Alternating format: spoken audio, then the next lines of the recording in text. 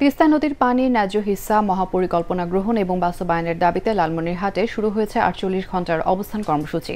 জাগো বাহে তিস্তা বাঁচাই স্লোগানে তিস্তা নদী রক্ষা আন্দোলনের নেতারা এই কর্মসূচির ডাক দিয়েছেন। সকাল থেকে ১১টি পয়েন্টে ৪৮ ঘণ্টার অবস্থান কর্মসূচিতে যোগ দিয়েছেন হাজার হাজার মানুষ। ১১৫ কিলোমিটার তিস্তা নদীর তীরে আন্দোলনকারীরা অবস্থান করছেন।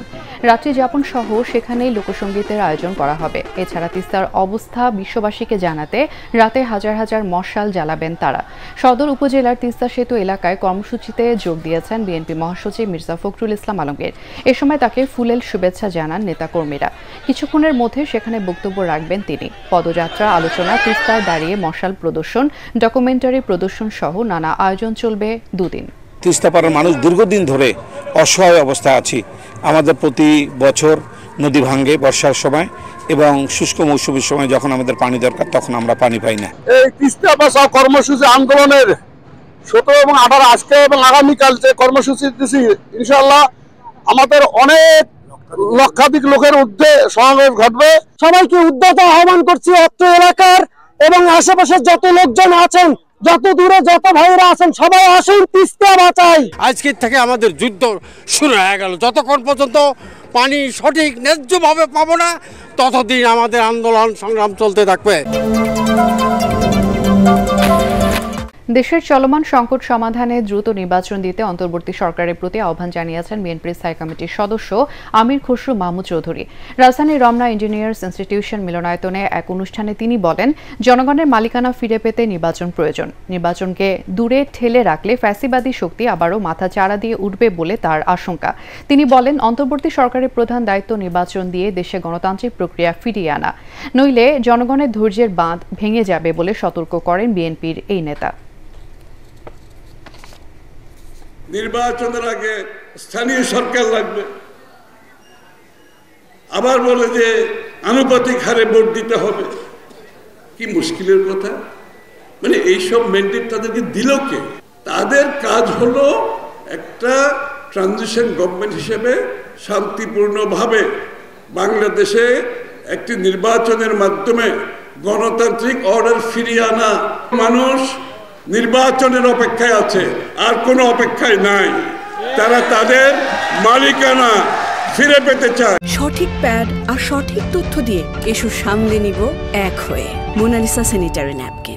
গ্রামাঞ্চলের সব চিকিৎসক, ব্যবসায়ীরা এবং আইনজীবীকে করের আওতায় আনতে ডিসিদের নির্দেশ দিয়েছেন অর্থ উপদেষ্টা ডক্টর সালেউদ্দিন আহমেদ।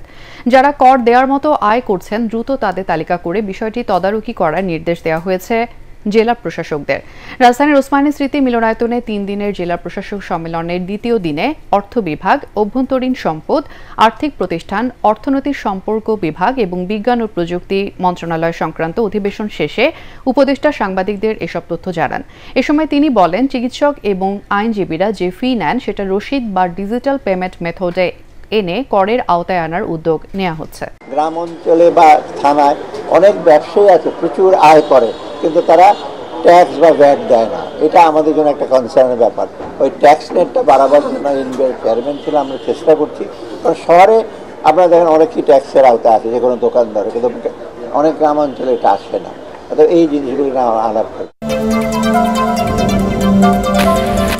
ঢাকা উত্তর সিটি কর্পোরেশনের সাবেক মেয়র আতিকুল ইসলাম সহ ৬ জনকে জুলাই আগস্ট মানবতা বিরোধী অপরাধ মামলায় গ্রেফতার দেখিয়ে কারাগারে পাঠিয়েছে আন্তর্জাতিক অপরাধ ট্রাইব্যুনাল। বিচারপতি গোলাম মুর্তজা মজুমদারের নেতৃত্বে ৩ সদস্যের ট্রাইব্যুনাল এই আদেশ দেন।